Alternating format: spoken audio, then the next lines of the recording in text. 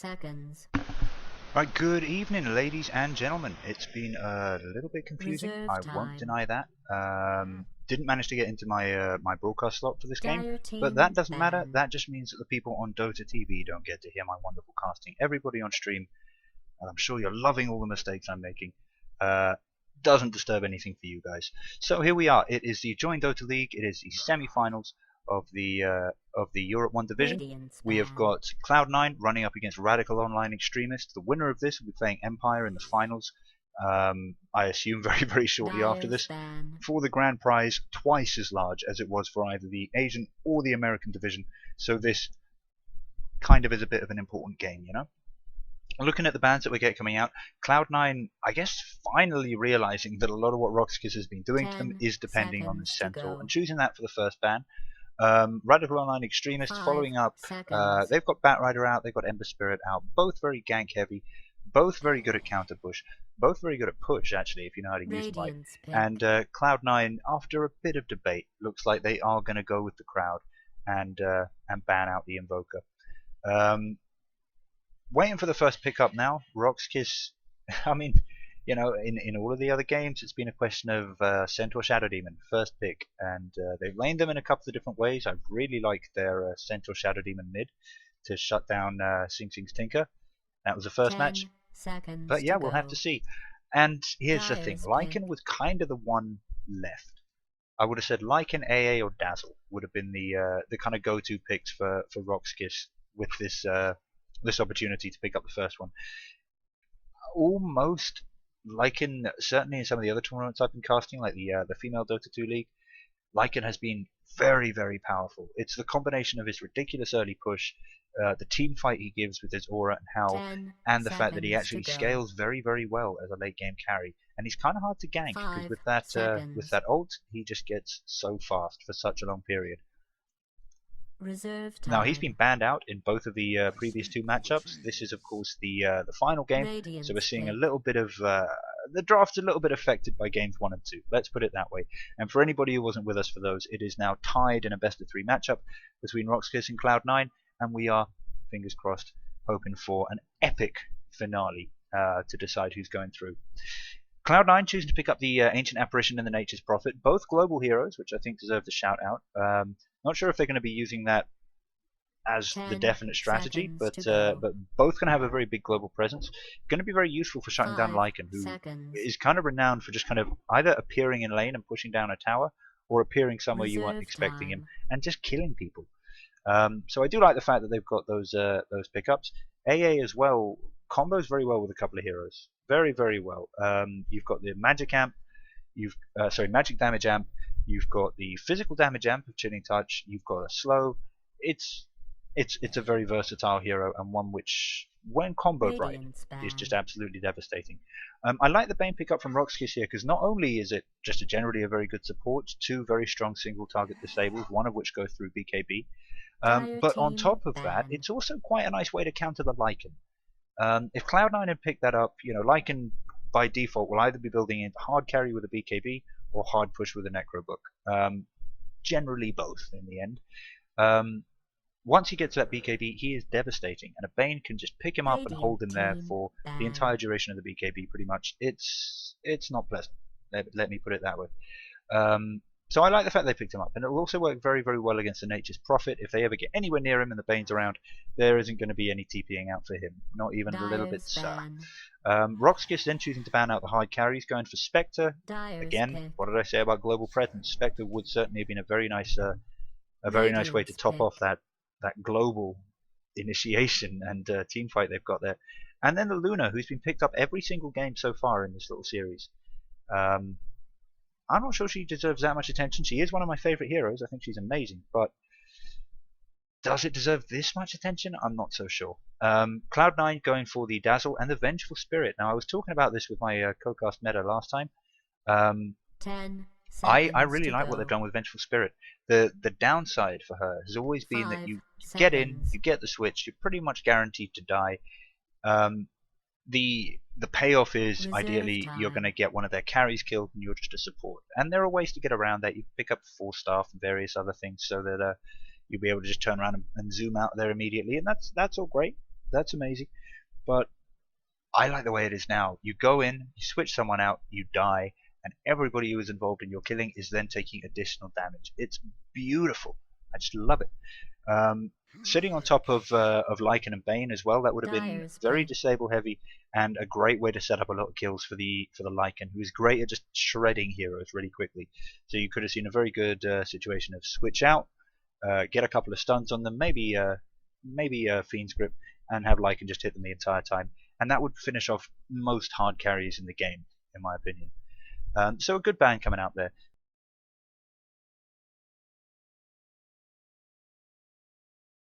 Favorite heroes in the game. So incredibly mobile with the way Burrow Strike works, and the fact that you come out at the end of the stun rather than staying where you are as you would with the comparable stuns of Nyx and Lion. So I'm a huge tanking fanboy, as is Gabe Newell. So I kind of regard myself as being justified in that. Lich, I'm not too keen on. I got to be honest. I get it. 6.81, huge buff. When he picks up Ags, his ult has no limit to the number of bounces it can do. Now, I can guarantee at some point in TI4 we're going to see a Lich have like a 20-30 bounce ult. That's gonna happen, alright? Prepare yourselves, it's gonna happen. It's gonna be synchronized with things like a Clockwork, maybe a Magnus, maybe a Darkseer, maybe even just an Earthshaker and a Tusk, something like that. Something to give you a bit of real definite crowd control. Without that, I don't think it's that much of a buff, and I don't think Lich is too strong of a hero without a bit of a buff. Puck, though, that's a hero I hadn't really considered as part of that combo, but if he can get a nice Dream Coil off on say 3 heroes, even 2 I suppose, if they've got roughly the same amount of health, then that Lich ult will bounce for days. 10 seconds to go. So yeah, I can see that, I suppose. 5 seconds. But this was my point. You need something to back up that Lich. You need something. You cannot be going in with going in careless. And he's just, let's be honest, not that great of a hero. TI3 it was amazing, and Sacrifice, and oh my god, suddenly I'm earning XP from my own creeps, and I get all that, and congratulations and good for you. But really, I mean, Ice Armor, yeah, cool, great, but you're talking a hard support item. You need a well coordinated team in order for an ability like Ice Armor to be game changing. You know, you need to be saying, all right, we need that. Whatever. I find it a strange pickup unless they can get that Puck combo off. Faceless Void picked up by Cloud9. Very strong hard carry. No, but that certainly hasn't changed. Combos well with Epicenter because, of course, you know, the channel can go off and then you blink in. The Epicenter will continue even through the chrono, as far as I'm aware. Also, Sigur's very well with Ancient Apparition, particularly if they both pick up Ancient Apparitions, particularly if they both pick up Aghanim Scepter, reducing the cooldowns on their ults, and their ults do work very, very well together. They make beautiful music together. Then finally banning out the Nyx. Now, I would have been very surprised if Rox.Kis went Nyx. I've always said I don't hugely respect Nyx. He's good, better than a lot of other people, very often a good guy to go for. But I just don't think he deserves the kind of tier 1 status that he's enjoyed for quite a long time.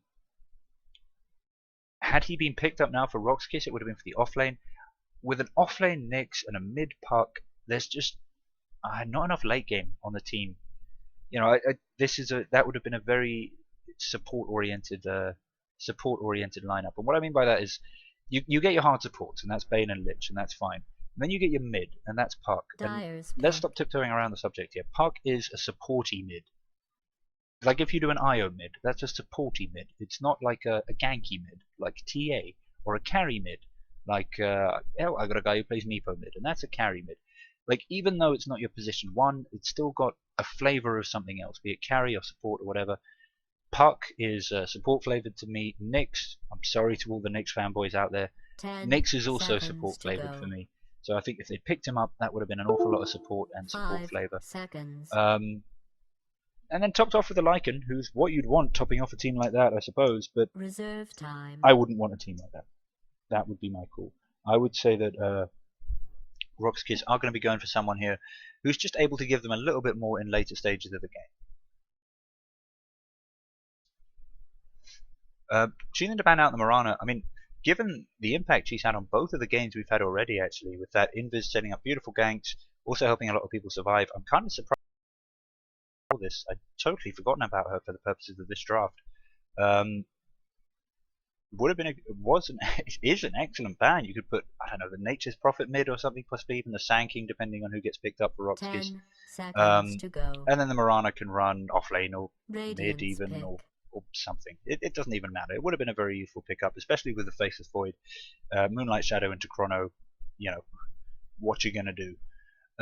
Instead, they go for the Zeus. Now, one important point to be mentioned about Zeus. I'm not a hero I've really played much of. But I do know that the 6.81 changes do now mean that his which one is it? It's not Arc Lightning. I think it's Lightning Bolt. Can now be cast down on a. To go. What's the units? Enemy units. They all say that they're enemy units targets, but I think it's Lightning Bolt can now be cast on the ground. And given that it gives true sight in an area around it, that actually makes him an incredibly strong D-warder as a mid, in addition to all of his nuke potential. And, you know, let's not forget as well, how did we start off this draft? We were saying that Cloud9 were going for a very strong global presence, and how does Zeus not help that perfectly? Rox.Kis now choosing to go for the Bloodseeker. I like this. I don't think the Bloodseeker gets enough attention, if we're perfectly honest. He's a great hero. Can scale very, very well. Better than Nyx can, in my honest opinion. And again, I'm sorry to all the Nyx fanboys out there. Also going to give them decent vision of things like Nature's Prophet and Zeus or AA. Possibly running back to base to try and fill up on mana. And also, you know, the ideal situation here would be for Sand King and Faceless Void to get into position, for them to run off their abilities, and then for Sand King, Void, and Nature's to come in with the global. Now, if they can spot out the Sand King and the Faceless as they are initiating, that's going to give them a huge edge. Anyway, moving on to introducing these teams, I'll start off on the Rox.Kis side, going left to right. Unfortunately, it seems that as I am no longer a caster, I don't get the nice pop-ups here, so I'm going to have to open this up. We've got BZZ running out on the Lycan, taking the Faceless Void, taking the Bloodseeker. We have Solo. Out on the Bane, we've got Yol, we've got Sidoi running out on the Puck, Goblak taking the Lich, looking quite impressive there. I do like that kind of headdress thing he's got going on. And then over on the C9 team, we have Pielight on the Sand King there, looking very menacing.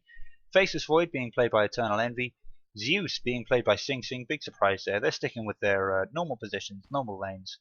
Ancient Apparition being run by that's being run by Aoi, and then Bone 7, unsurprisingly, taking the offlaner in the Nature's Prophet, who is currently sitting down in the fountain. And I can get out of spectators, but I am very, very annoyed at the fact that I am no longer in the battle begins. In the main thing. I'm actually going to make sure that I have open mic off, which I'm not sure I do.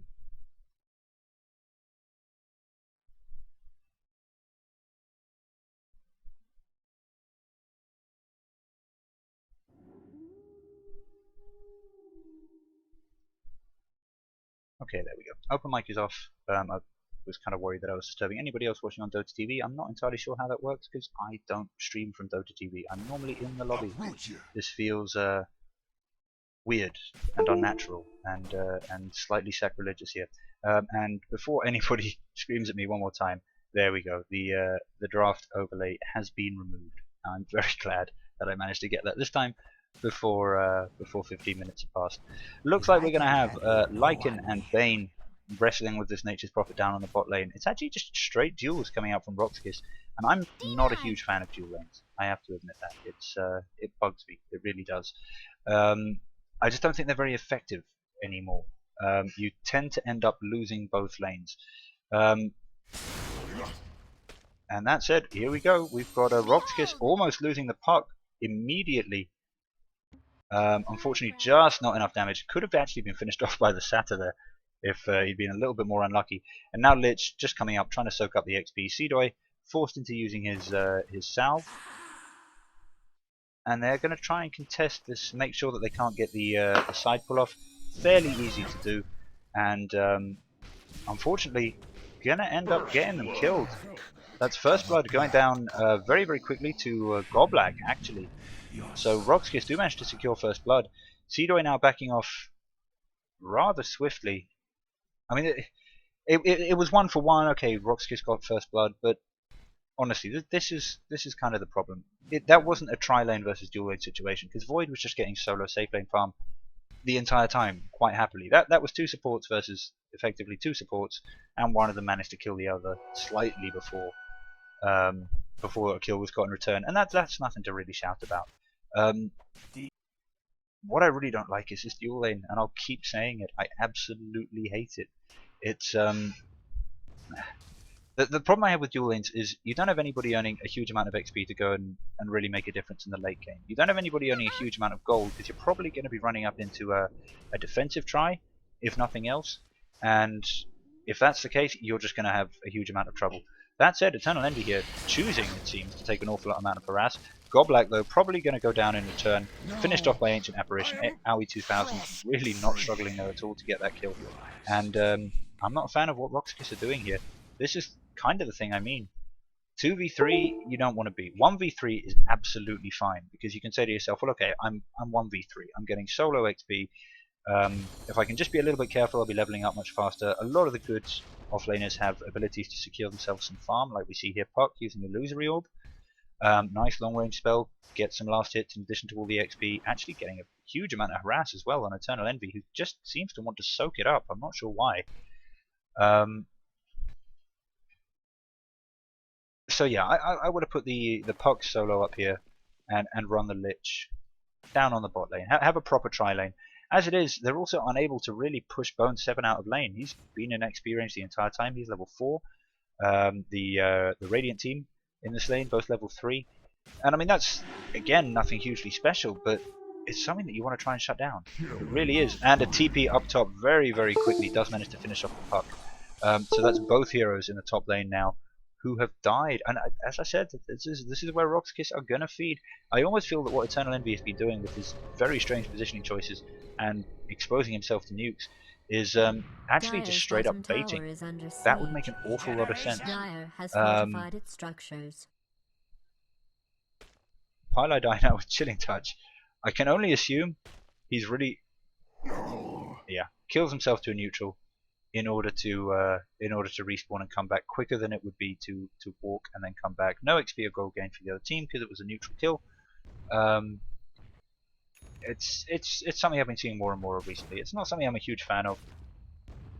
Mathematically it might be a much better idea, but there's no elegance to it. You know, is that really what we want to do? Oh, and Faceless Void baiting a little bit too much. Gets taken out by a Lich. Actually, that wasn't a lane bait. I think that was probably just a genuine and very effective gank there from the Lich. Solo, though, does manage to finish off the Zeus. And let's have a quick look at the last hits denies here. Lycan and Bloodseeker, both miles ahead. Bloodseeker are very effective mid against Zeus, because of course you've got constant heals to help you deal with all that harass, and you've also got and yeah, what the fuck, bye? These guys don't get it. It's a legit strat, guys. My mouse, unfortunately, going a little bit crazy right now. But as I was saying, Solo also very effective because he does have that silence, which is going to shut down massively. Pi then picks up 4 TPs. I didn't catch that, which is kind of strange given that he did drop the TP here. Oh no, okay. There's something going on here, guys. There's something going on. I very much doubt this is incorrect play. It's too out there to be incorrect. It's just unheard of. We've now got Pylai Die choosing to Sandstorm under range of the tower. Ends up just getting absolutely hit in the face. I'm beginning to wonder whether Pylai Die might be drunk, actually. The TPs, I was willing to say, okay, maybe he's up to something.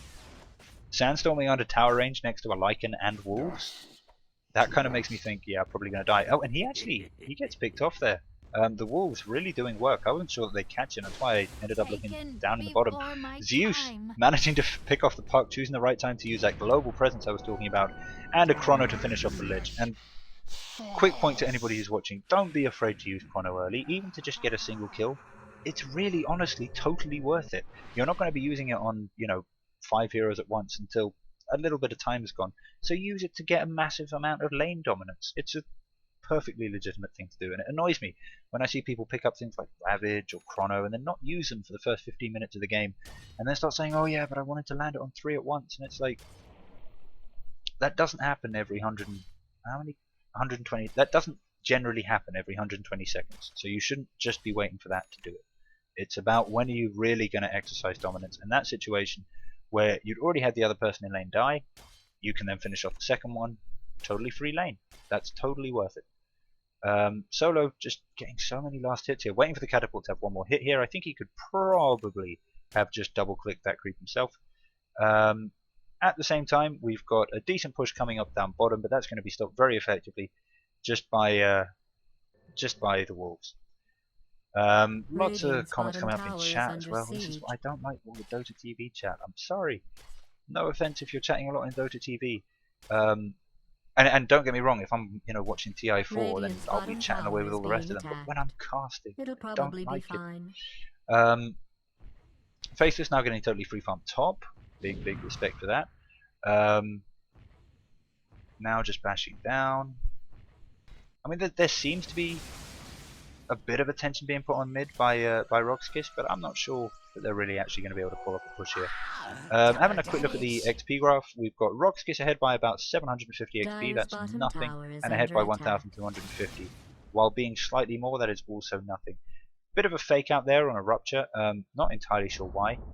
Leica manages to finish off bot, and I mean, this is dangerous. I would say out of all the people in the game thus far, he's probably the most dangerous in terms of getting farm and coming online quickly. Faceless Void might be a heavier carry. Ancient Apparition missed that, getting a beautiful, I can only assume, ult, and picking off both Puck and Lich. Faceless Void does die, but wow, 2 for 1. Well played there from Ancient Apparition. Nature's Prophet TPing down to the bot lane to make sure that Lycan doesn't push the tier 2 in addition to the tier 1. He's doing a great job down here. Putting himself in an excellent place to, I want to say, go into Roche.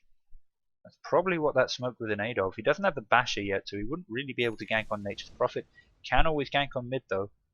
No, he's choosing to go into Roche. He's got the resummon on the wolves.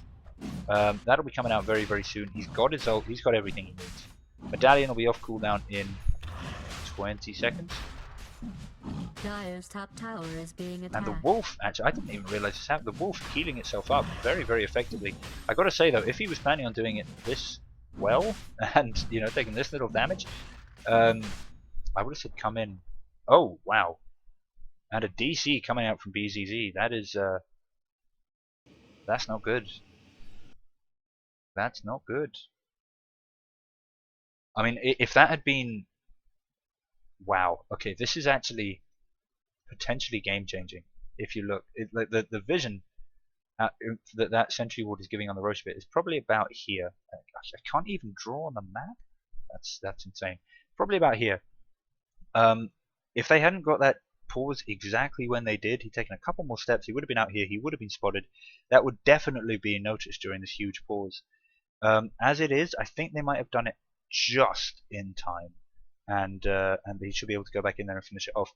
But that said, I do see a treant here, which is separated from the main body before the disconnect happened. Most of the treants are busy pushing bot wave, but I think this one might be a Roche Scout treant.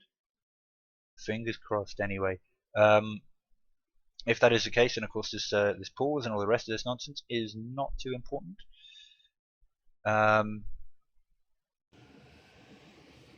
We shall have to see. We shall have to see. Quick shout out to Power Toast, who's helping me get through this pause with some friendly messages. You can check him out, and I do hope I get this right. If not, you can see his link in the channel description boxes below on my channel. It's twitch.tv/PowerToast101. I think. If I'm wrong, I'm sorry, Power Toast. We've also got a big push. I'm not talking about all this stuff that's obvious on the map, because I kind of get the impression there's going to be kind of a long pause. We do have quite a big push. Network has been down for some time. Hooray! Rox.Kis Goblak and Solo all looking to push mid. I'm wondering if... Yeah, my network is down as well, actually. This is potentially quite tricky. I guess it's a problem of playing tournament games around this time. It's kind of Tuesday, Wednesday around this time of night. It's often when the updates are coming up. 5 minutes seems to be the estimation coming out from Bone7 at least. I'm not too sure about that.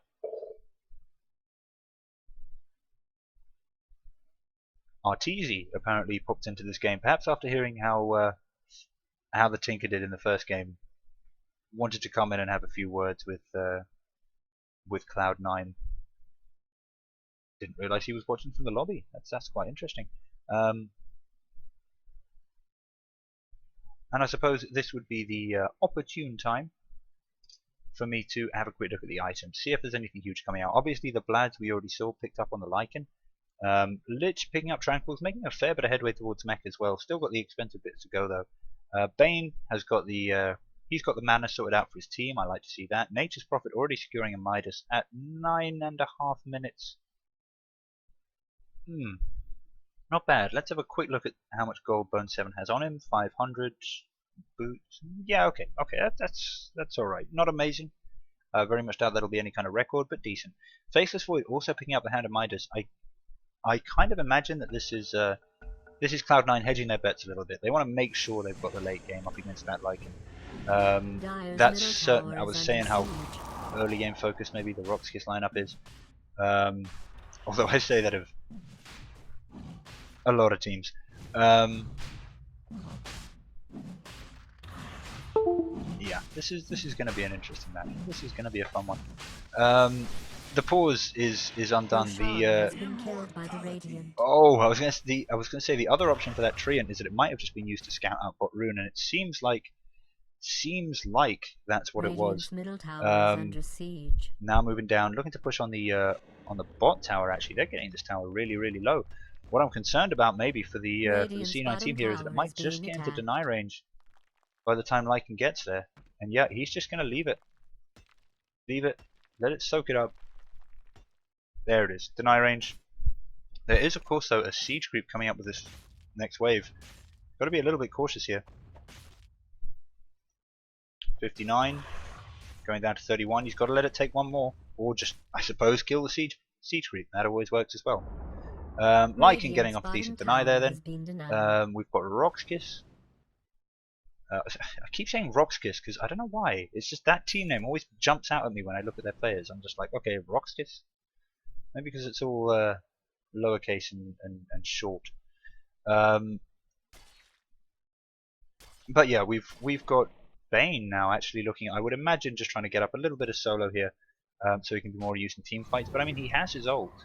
I'm not entirely sure why he warrants a solo offlane by himself right now. Pylidai soaking up a bit of XP down bot on much the same kind of principle. And that's a hero where I do think he deserves a little bit of solo even once he's got his ult. Because of course, Veil of the Discord is a natural sanking pickup. Oh, nice gut out there. If Seedoy had managed to get in there, get the silence off, that would have been a very quick kill on the Sand King, because of course his invis is channeled, so if he gets silenced or stunned during it, it will break. At the same time, Nature's Prophet picked up off top, and that's going to open up the top lane for Cloud9 to really just try and push down. We are going to have Nature's Prophet come straight back up, spawn a whole load of treants, and just come roaring back up to the top lane. Dire structures now getting fortified. I mean, they're kind of looking maybe for 2 for 1 here. This tower's going to go down very quickly. Nature's Prophet though does not have TP. Ancient Apparition does have one on him. Void does not. He looked like he wanted to stay and keep pressure on the tier 2 there, but I don't think that would have been wise. Kind of glad that he didn't do that. Illusion Rune sitting on the top spot, sorry. And yeah. Much worse. By the way, anybody wondering why I don't have a co-caster for this match? I was very sorry to lose Meta. It's to do with the fact that he wasn't sure whether he had a ticket or whether he'd be able to watch it from that given this different medium. And I now appear to be lagging. Connection generally very good. This will be momentary if nothing else, if it's not just a big multi-crash with everybody dropping out. But yeah, my spot in the lobby got ninjaed, so I'm here. And unfortunately, Meta could not join me for this one. Radiant's Seems top like the tower lag is under siege. might be improving. I mean, my ping isn't bad. Is this okay? Something very strange is going on here. I'm not entirely sure whether this is even what's going on now, or whether I was just pushed even further back by that lag. But things seem to be better. Things seem to be better. Lich managing to pick off Faceless Void in the middle of the jungle. That's twice he's done that now. He's going to go down to a nice AAO, followed up by Pylai on the Sanking. That was actually a Sandstorm final kill. I really like that. Well played. Well, not well played. It was total RNG, but well done. Don't see that every day. 7-10 now in favour of Cloud9, and as I said before, I think they kind of had the late game in hand, in particular with those two Midases that we saw being picked up by the Faceless Void and the Nature's Prophet. It's gonna be tough, I think, for Rox.Kis to really come back from this, but far from impossible. They've got highly, how would you phrase this? They've got a lot of utility in their skills. It's not just kind of, oh yeah, nuke, stun, whatever else. They've got crowd control. Rupture is very good for getting pickoffs. Big fight going on mid actually. Sing Sing being brought very low. Solo going to finish off with that kill. Strange he didn't heal more from that actually.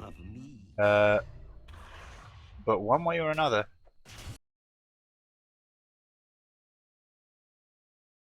Solo waited so long there trying to bait out the last hit on that creep and ended up losing it to a damn catapult. Such frustration. Holy Master, I'm sure big shout out to him by the way, and all the admins in the tournament. They do an amazing job. I was talking to someone earlier that admins really are the unsung heroes of Dota tournaments. Forget casters, forget me, forget players. Go and support some damn admins.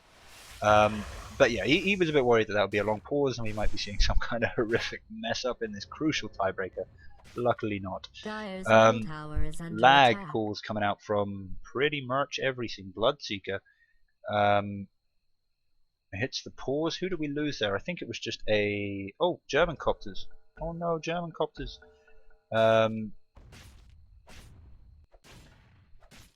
Zendosa trying to do... Yeah, that doesn't work anymore, buddy. There it comes, the Lycan ult. We were waiting for that. It had to come out. Oh, but here it is, the Void ult. Key ults, one after the other. But Tiger ends up just getting Fiend's gripped. He's going to go down. Lycan also going down, but of course he does have the Aegis. He'll be straight back up right on top of the Sankey, who wisely chose to back the hell out. But it's Bloodseeker and Lich in exchange for Void and Zeus. That's got to be in favour of Rox.Kis, actually. I was kind of thinking that that might be more in favour of Cloud9. The Faceless Void, let's have a quick look at the build here. I've been doing a lot of experimenting with Faceless Void recently. Yeah, we're going to be seeing, I think, a lot of Aghanim Scepters coming out on this team. It's going to be Ags on all the global heroes. Wait, possibly actually damaging it. Possibly even on Zeus. And the idea for that is you do the Chrono, you do the AA, you do the Nature's Prophet, and you do the Zeus, and suddenly you've got huge global presence on very small cooldown. Now everybody's having a go at Volvo here, but I'm not entirely sure it's going to be up to Volvo. BZZ disconnected twice, nobody else disconnected at all. Not too sure about that. I mean, it seems more like it's his computer or his connection than some huge problem. Spectre was banned. Yeah, I don't like this. I'm a grumpy old man. That's why my name is Grumbleduke. We've also got Nature's Prophet farming up quite nicely up in the dire jungle. Hoping, I suppose, to finish off another couple of key items. This really is. I mean, I haven't seen the global strategy be done this exclusively in quite a long time. Now, for a team that is going to go hard global, I really think that they've got quite a nice lineup because they've got late game secured, as I've been talking about all game. Just in terms of the natural way the heroes build, they've got and just a great deal of the lanes work, even though they're global oriented. They've got a nice arrangement of the lanes. Is there the Zeus support? people. 1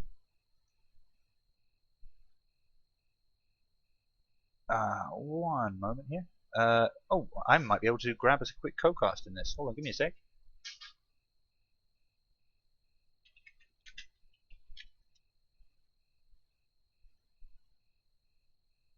One brief moment, guys. Taking advantage of the pause to sort out my own. Excellent. I think we're going to have a co-caster here as. Hello. Hello, Grumble Hello. How are you doing, Power Toast? I'm doing good. Excellent. I'm on my way into the game.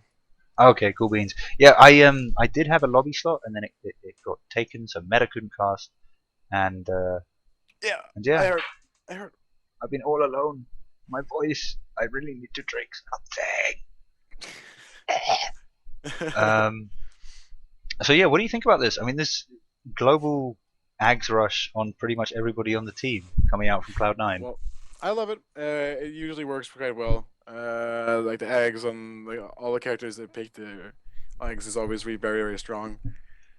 So it's definitely a good pick. At least they're trying to like give room for their supports and trying to let them farm at least a bit.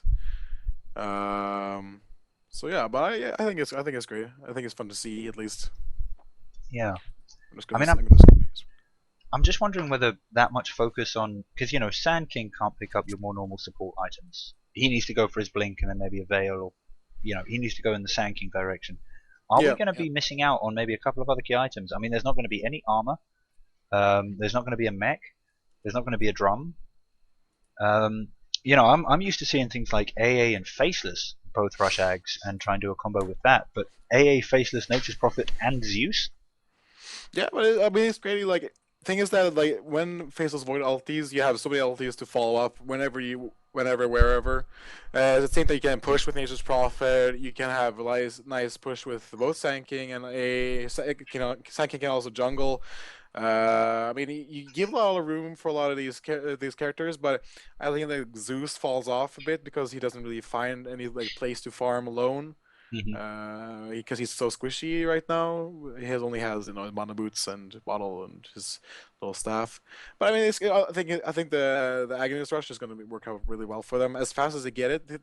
But in the meanwhile, like you're saying, the armor, no nothing for the supports, and for most of the characters, it's going to be tough for this mid game. I would say until they get the Aghanims. But especially against this Lycan, which is so pushy, and a lineup that actually is quite nice, with Puck Orb, and you can push quite fast with them. But you have good counter push, so it shouldn't be that big a problem. It's going to be interesting to see how it plays out. I actually saw an interesting thing pop up in the casters chat last night, and we were kind of discussing this and couldn't really get to the bottom of it. Okay, so imagine you're playing as Puck, right? And someone's standing directly in front of you, and they're running directly away from you. All right? Yep. You illusory orb after them, and they're pretty close, so it hits them pretty quickly. Yep. Could you then force staff them forward so that they kind of catch up with and then pass the illusory orb, and then be hit again by it? I mean, it was one of those silly conversations where it's like it would be so hard to do in game, it's barely even worth considering. But is it possible? The timing would have to be ridiculously perfect. I mean, seriously, it's it would be more or less impossible to do because the reactions would have to be so fast. But I don't know how that specific spell works. So I'm gonna take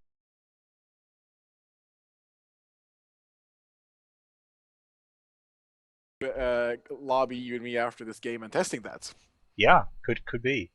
That's what I'm thinking. Anybody who does have any insight on that point, please let us know in the Twitch comments, because I'm really curious. I hate Puck.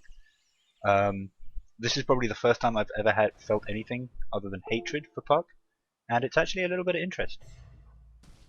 Yeah. So, but it's actually well, yeah.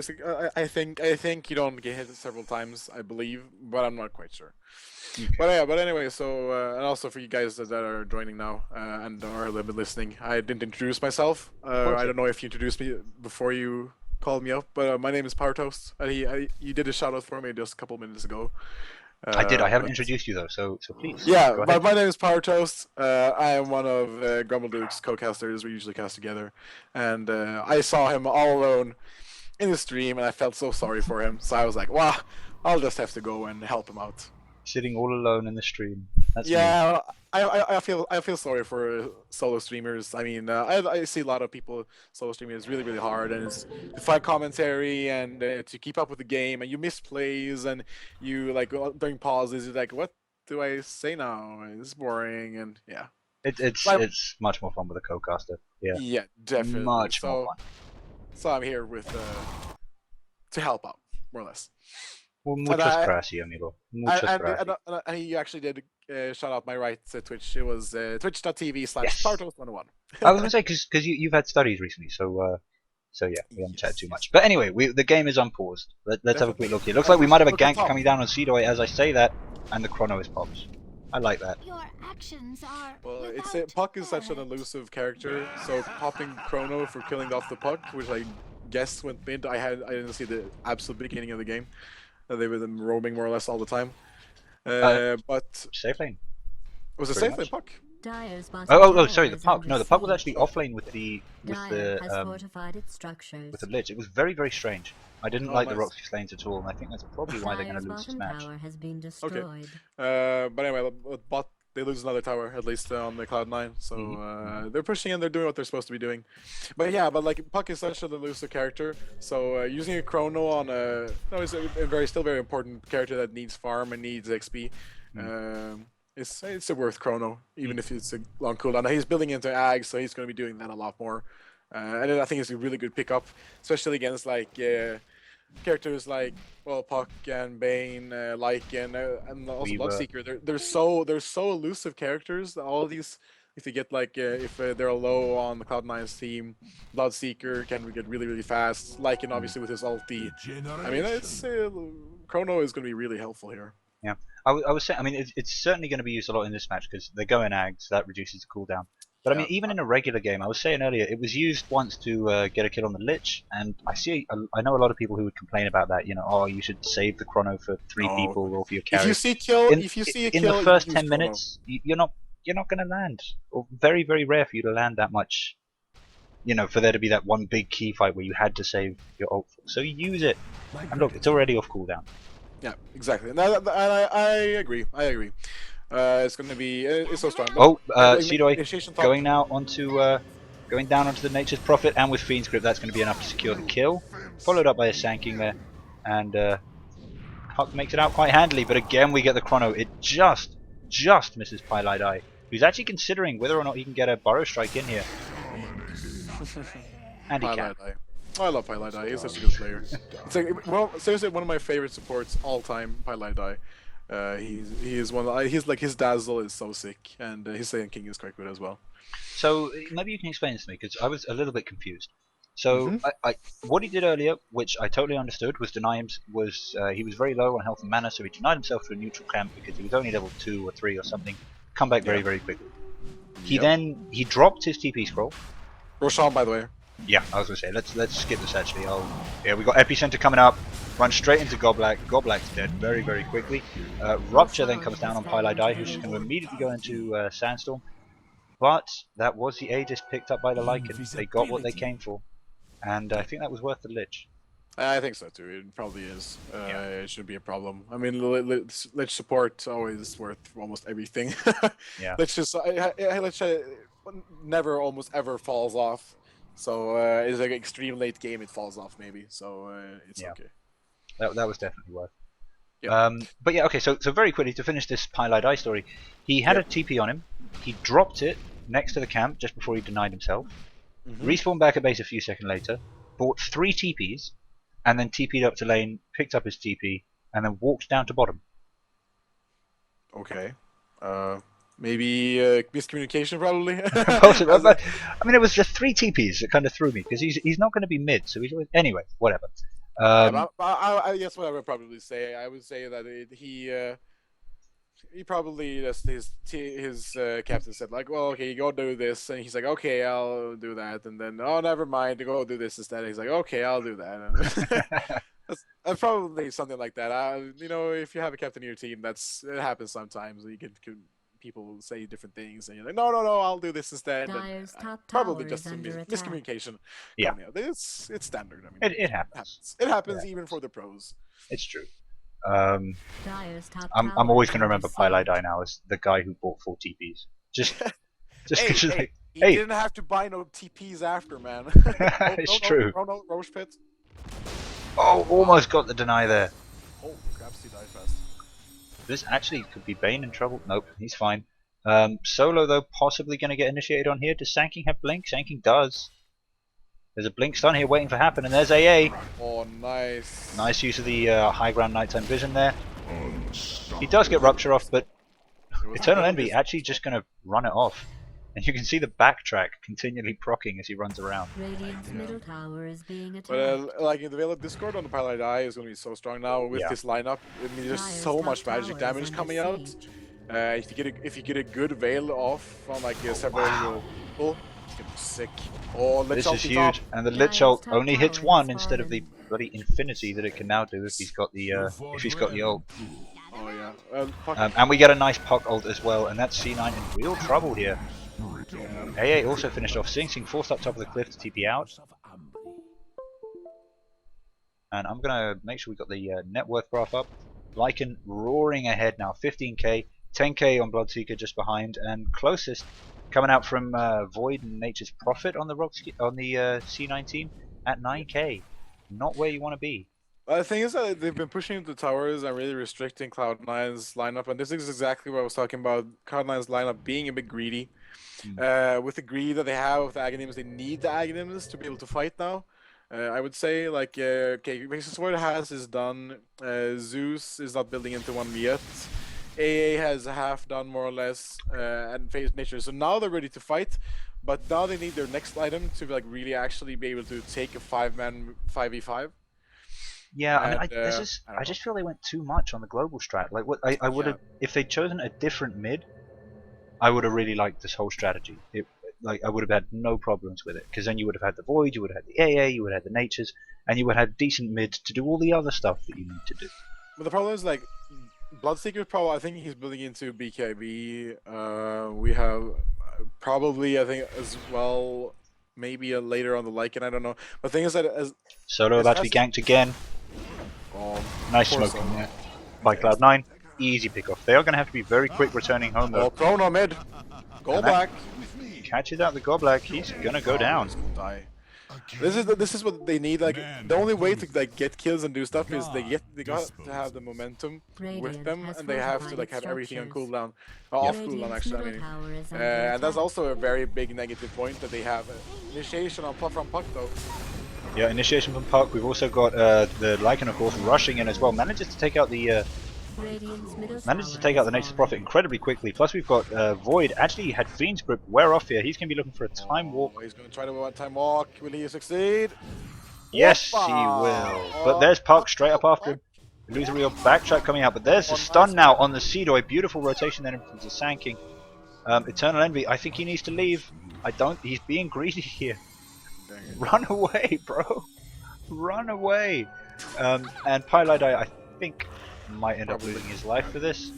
Oh no, manages to avoid the blink from very nicely there. Like I said, Pilot one of my favorite supports. He's so good at what he does. Defensive Chrono, really nice. That's exactly what he did. He used Chrono in the fight, and then he uses defensive Chrono to run away. It's kind of that's the power of the Aghanims. It's really nice actually. I love Chrono. Oh, and really nice dodge with the Sand King Sandstorm there to not get the Bloodseeker Rupture on him. Really good job, Pilot. I didn't actually see what was being cast on him. He was going to cast Rupture. That's huge. Yeah, so he really good dodge. So he's really, I mean, that's what I'm saying. Paladai is such a good player. He knows how to play support. Just knows. I sound like a huge fanboy right now, but I do believe that he is one of the better supports out there right now. And you know, obviously Cloud9 being in one of the better teams, it isn't that like big surprise. Yeah, absolutely. I mean, one of the other big things I was mentioning in some of the earlier games is Cloud9, of course, recently got their invitation to the International Fall. They are confirmed. Rox.Kis have not. They are going to be heading to the qualifiers, and they're going to have to earn their way in. So if they get a win here, I think that's quite a nice little statement for them. Yeah, well, the thing is that like Rox.Kis, obviously they're great. They're a great team. They perform really well, but they're very. Oh, Aoi 2000 is gonna die here on top. Yeah, a bit too far out. But yeah, the thing is that Rox.Kis that they're really good, but it goes up and down on periods. Sometimes they're really well. They play so solid, and then like the next week after they really. Beautiful initiation there on the Speedway. Epicenter actually got. Oh, I thought I saw the earthquake animation. Suppose not. Top tower. This is the problem. Look, as they take a team fight somewhere else, like it just comes and wrecks the tower. Wrecks. I mean, the Rex will go down so fast. It's ridiculous. Oh, but he does manage to get the chrono off on him, but he's just not going to do enough damage. Bloodseeker's already used Rupture, so Highlight eye. Oh, and the Lycan is finished actually by a lightning proc from Zeus. Yeah, But look at Faceless Solo. Void falls as Solo well. has BKB, and this is what I'm talking about. As fast as the team gets BKBs, it's like impossible to fight. Yeah. For Cloud9. I think that's why I'm so worried about this lineup. It's like you need to farm for a good time to get your Aghanim's up. As long as you have your Aghanim's up, the other team should be getting their BKBs up about the same time or a couple more minutes after. And that's exactly what's happening. Bloodseeker has his. Lycan probably, maybe, I don't know if he wants to go into one. I would say he should go into one as well. Then, okay, obviously Lich and Bane won't be able to carry one, but the BKBs will really wreck, especially for Lycan with his ability to, like, not be kited. Yeah. I mean, if he'll be immune to the Sand King, because, like, one of the big damage dealers right now in the team fights, like the big damage dealers is the Epicenter. And if the Epicenter can't do anything to Lycan, it's going to be really horrible. Yeah. I mean, I was kind of wondering whether BKB might come out before the Necro.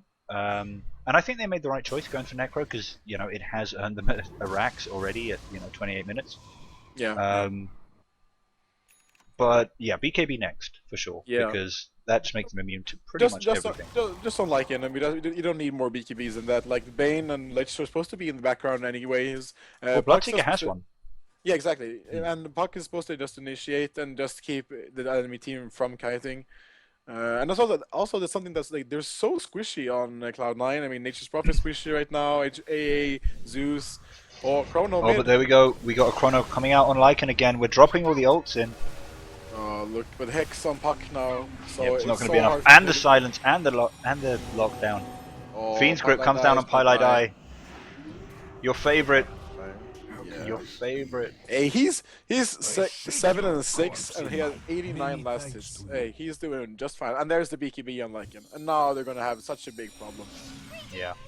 I mean, I would really like to see maybe. I'm not even sure who would have made the biggest difference earlier. Maybe someone like I love Viper. I think a Viper would have gone better than a Zeus. Yeah, you don't have the global, but you've actually got someone who can do real damage while the chrono is up and standing outside of it. You need someone tanky as well. I mean, it's just like I love the AA the Centaur combo. It works quite well, or something like that. But the thing is that you're always waiting for cooldowns. As fast as your cooldowns are down, right now, if you look at the Cloud9 cooldowns, Nature's Prophet's cooldowns is on cooldown, Zeus's ult is on cooldown. Price's Voice ult is on cooldown, Sand King's dead, and then AA obviously, but he has shortest cooldown time, so it shouldn't be a problem.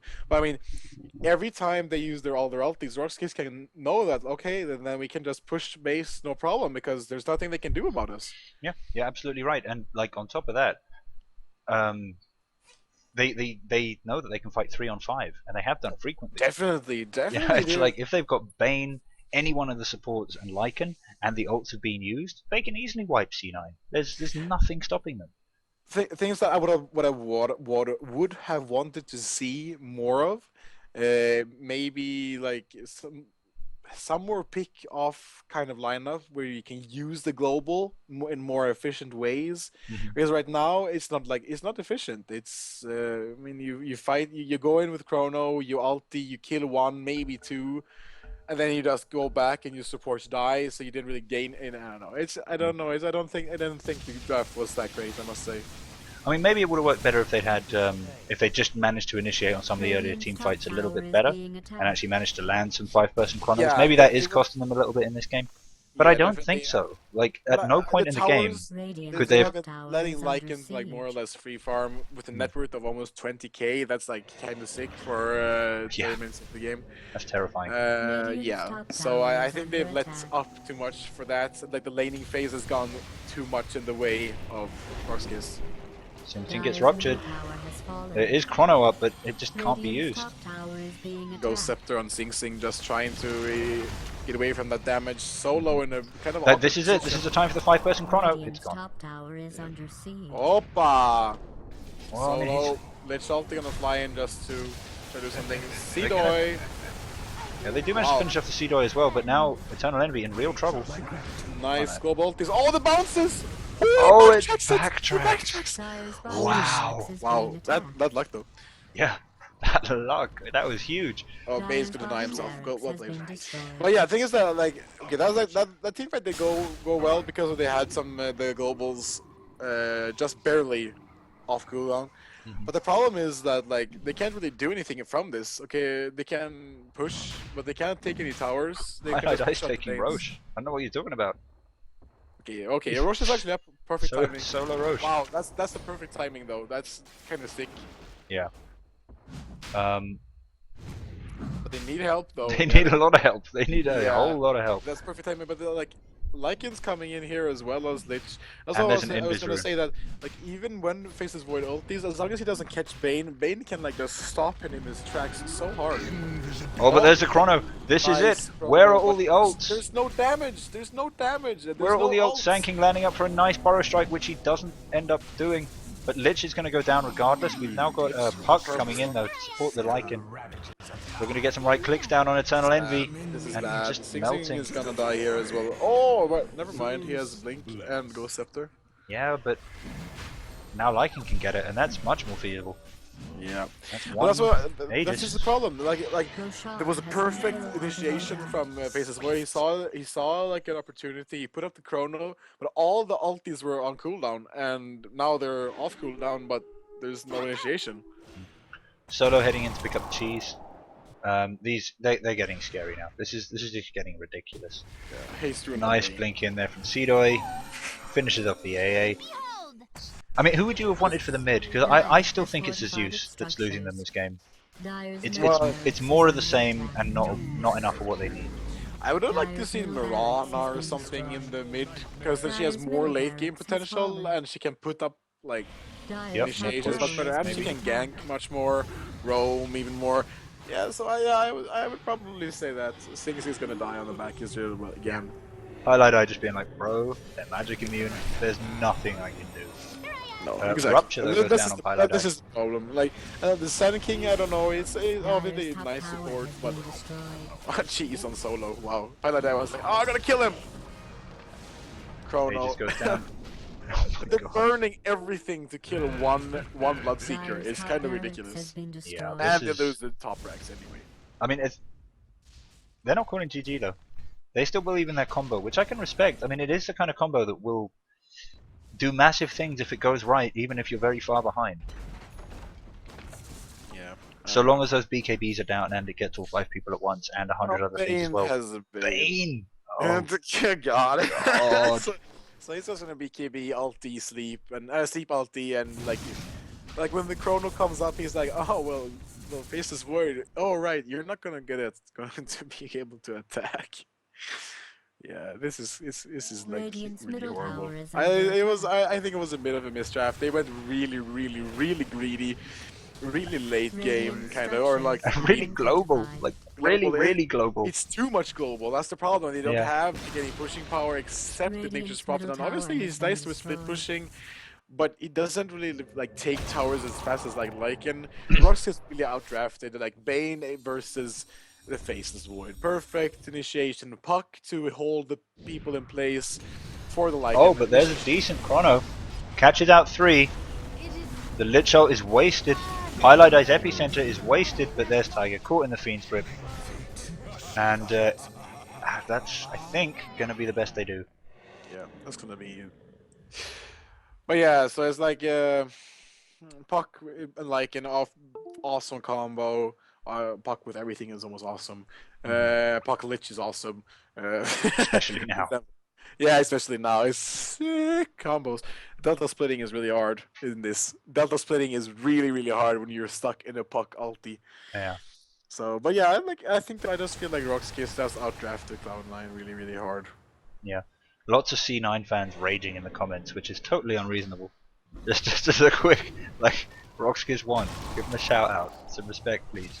Yeah, I love Cloud9. They are one of my absolutely favorite teams. I love Sing Sing. I've been casting them a bit. We've been casting them a lot actually.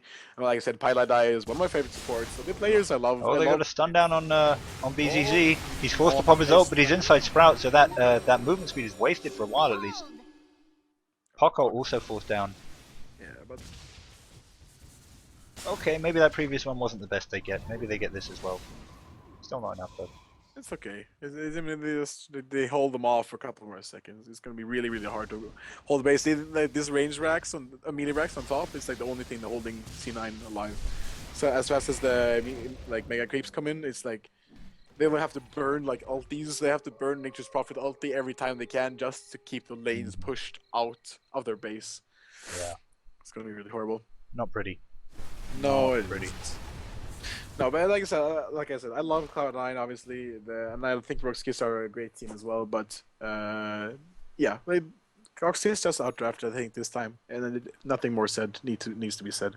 Yeah. Cloud9 are doing a very good job of holding the game in, well, just holding the game continuing. But like it's so hard to like do anything because the wolves Lycan, like if you get like a pair of boots of travel or something on Lycan, it's gonna be hard to stop. Yeah. Also, just yeah, we got E-Blade out on Zeus. Yeah, which is really great. That's gonna be a lot even more burst. But that's like that they need these things like from a long time ago, or they needed them before they got the BKBs. Because 3 BKBs on Rox.Kis, it's gonna be so hard for Cloud9 to do anything. Because the only damage they have is a Faceless Void, and he only has a Mjolnir. So Yeah. I mean, it's I was going to mention that though. Actually, I mean, I really like the Mjolnir on Faceless Void as an item. yes, it's Just definitely. Just generally, you know, it's still trying to wean the public off building Mask of Madness. Just Yes, please. Oh dear lord, don't the Massive do it. Madness. Just don't. Just don't, like if he would have had Mask of Madness and he would be Fiend's Grip by Bane, the damage incoming would be like he would like Yeah, he would like insta die of Fiend's Grip. I mean, it's horrible. yeah. But yeah, but Midas into Oh, Aghanim. Yol's disconnected. Oh, opa. But like, the build he has done here with the Midas into Aghanims into Mjolnir is one of my favorite builds.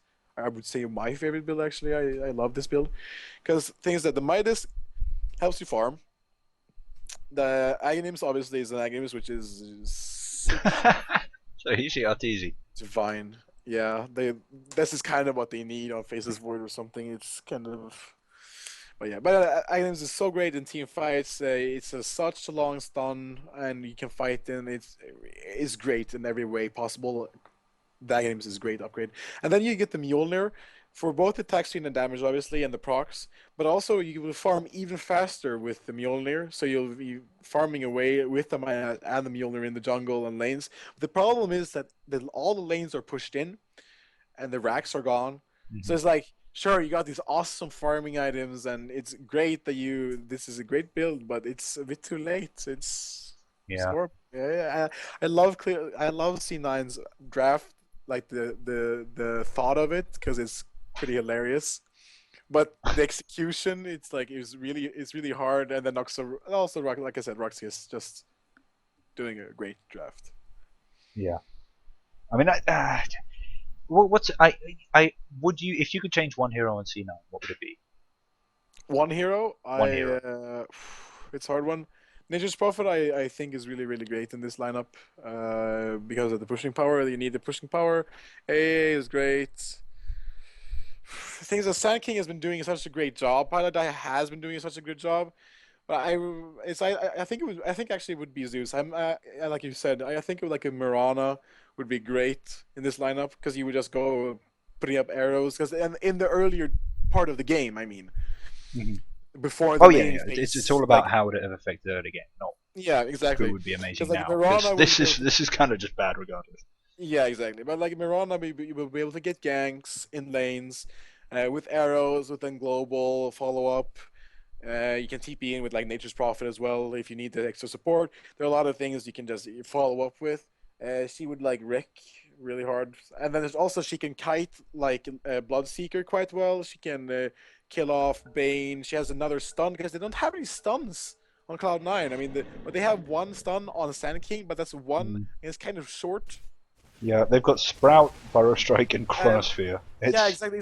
It's like they're like the only like really good stun they have is Sand King's, but it's kind of short. It's a duration of like 2 seconds. I can actually, yeah, it's 2 seconds, which is really short. And of course, Chrono is an awesome kind of stunish thing, but it's the cooldown is obviously is so large. Yeah, So it's all very. it's very ulti focused. It's very cooldown. It's independent. This whole lineup, which is a really big problem. Rupture comes down on Eternal Envy and the Silence as well, so there's not going to be any time warp. But they do have the entire C9 team here to come in and try and help them out. The AA comes down, but here comes Rox.Kis. Everything coming down, but the BKBs are just too strong, man. Now the thing is that now the BKBs are down, but it's like it's too late. All the abilities been used, man. Well, not Chrono. Not Chrono, but Chrono, like, what you're gonna do here solo? It's really hard. You just get, if you go in with Chrono or solo, you get. Oh, Sing Sing does get a kill though. Yeah, we got Sing Sing. I mean, they've gone 1 for 2 so far. Yeah, it's actually it's good, but it's like it's so hard for them to do anything about it. Because even when they win these team fights, they can't push from it. Yes. They just actually buys an MPB. Okay, I like that though. That's actually really nice. Yeah. They need But some like, mini stun. Bloodseeker has bought a relic, by the way. Yeah, lots of comments going on about that in the chat. I mean, like, you could say Radiance, but I'm gonna. it's a late Radiance. Screw Radiance. You don't need Radiance now, man. Exactly, right? But is it a Divine? It could be. Because whatever else is going on, they're still 25-35. No, he just bought a Basher. It's an Abyssal. It's a finished Abyssal Blade.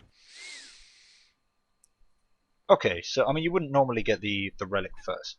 No, That's but he not like just- I'm rich as hell, man. But Why you're rich the- as hell, inventory space, just simpler. Yeah, Roche respawning, 2 minutes 30. yeah. If I would say that if C9 doesn't take this rush, it's gonna be the GG push from Rox.Kis. Oh, Chain Frost somewhere. What? On the Dire Ancients. Okay. Look at it go! Okay, it's pretty funny. Oh no, this is It's gonna not be gonna so stop. funny. It's not gonna stop, bro. Just take the camera as far away as possible and just don't go near. I'm entranced. Did you see the? What? There was a video about this. That like person put like 10 lich ultis on the one stack and just like bounce. It was just bouncing around and looked really hilarious. I mean, the thing is, you can laugh at it. It's not actually worthless. No. Like, it's kind of hard now for C9 to farm their Ancients. Yeah, definitely. Especially if there were 10 of them bouncing around there. Actually, oh, the tree will come and scout it out though. Send in like, the Treant. Send in hell. the Treant. Oh hell, bro. Well, yeah. So it's actually it's not that bad. It's if you have the golem camp. That's insane. It looks so funny though. Are they going for another one? He's got his ult back up. Oh, go in for another one, let's please go back. Do it. Do it. Dum, Do it. dum, dum, dum. Did the lost vision, or did the sound? Oh no, Oh, it stopped. I think he kited it away with like a tree and maybe I don't know. Oh yeah, that'll do it. But yeah, it's really cool actually. I think it's pretty hilarious that the lich ulti never stops now, and then with the range, it's so ridiculous. Like especially like I said with the puck ulti or something like that. Yeah. You put it on them, or you use it in a chronosphere or something like that. Oh Jesus! Bejesus, that's the one. Jesus. Yeah, that's the one. Yeah, that's the one, man. It's gonna be like wrecking so hard. But yeah, so but look at the net worth, man. Yeah, I've had net worth like after a has a while. heart now as well. Like he has 3.6k This is the problem with the global strat. Is that you can't go late game with the global strat because the magic damage obviously is great, like early mid game, but late game, when the opponent's carries like just have too much HP, what are you gonna do? Yeah. Well, I mean, that's just the thing though. Like we've been saying, the BKBs are gradually losing seconds. Rosh is Yeah. up, by the way. The BKBs are gradually losing seconds, and C9's team is just too greedy.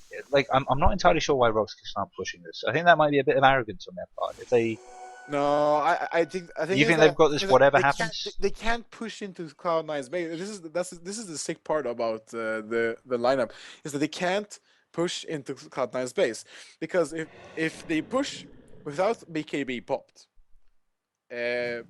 faces Void will ulti Chrono, and then after the Chrono's done, then obviously everybody pops their ultis and shenanigans goes on.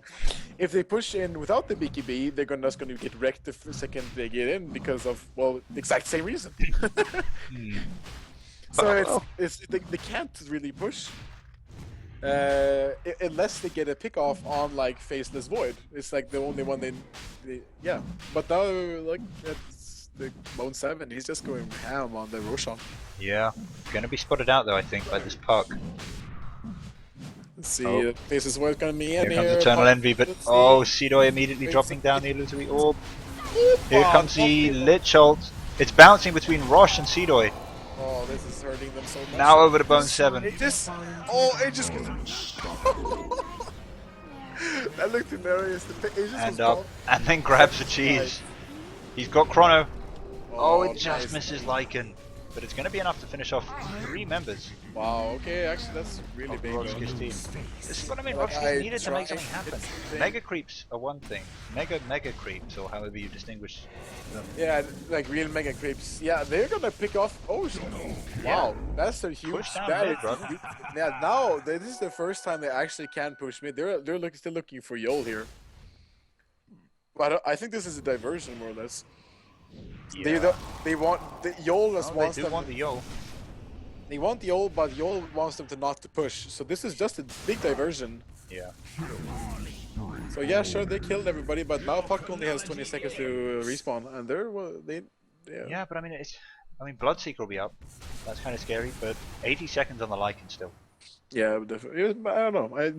He was just trying to buy time, and it was a good play of Yol, actually. Base is So not sitting. You're absolutely right. Like, I'm not sure it'll be enough, but delaying there was definitely the. yeah, but things are like, okay, I mean, like I said, Cloud9 is doing a really, really good job, and it's so hard to push into Cloud9's base. I mean, they lost so much momentum now, Rox.Kis. It's ridiculous. But I don't know, it's and they're pushing mid here. Maybe they can take tower. Like, Yeah. I would say that Nature's Prophet needs a Desolator. I He's was gonna buying say, yeah. probably really a help. Hex. I think he's buying into Hex with the Ultimate Orb. Mhm. But after he's done with the Hex, then sell the Midas and then just build the Desolator. Then maybe they can like push towers fast enough to do something like really like backdoor shenanigans stuff. Jeez, I don't get Dota TV people. Like, with the biggest respect, this is not a boring game by any stretch of the imagination. Like, this is a very exciting game. It's a very tense game. I wouldn't say exciting, but it's a very tense game, definitely. Okay, It's, okay, sure. it's It's not tense. crazy plays going on everywhere, No, but I mean, no, it's And the thing is that they're like no crazy heroes that you can like see sick plays from. I mean, they're obviously really good plays, but it's not some like true shenanigans. I mean, there's Puck. Yeah, but yeah, he's Radiant's like, bottom but you know tower what is he's gonna being do, and and you know what he's gonna do. Yeah. He's gonna right click. This is where he's gonna jump in, Radiant has and he's gonna fortified its not find a structures. chrono. But he Radiant's finds a bottom chrono, tower and then is He's he gonna look for one though. goes ham, and yeah, it's like, Radiant's bottom Oh my god, this Lich ult is just being spammed now. why not? I mean, its cooldown is like 60 seconds, 1 minute. Well, But 60 maybe- seconds is kind of important right now. right now, actually, with them pushing in base, look at top solos trying to push in. Nature's Prophet will try to defend this. Yeah, this is the problem. Like, Rox.Kis doesn't have Nature's Prophet. Like that's Nature's Prophet Yeah. is holding in the game right now so hard, trying to be able to push out the lanes.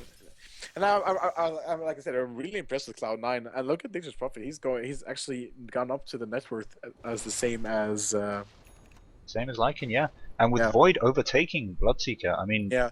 But the this thing is is what that I mean. Rox.Kis needed to get like they got 5 racks down and then just left and yeah, started throwing lich ults at ancients. they needed to have like done something there, and I mean, Cloud9 are doing the superb way of turtling, and the thing is that if there's any team that can turtle well, it's Cloud9. They do a really, really, really good job of turtling.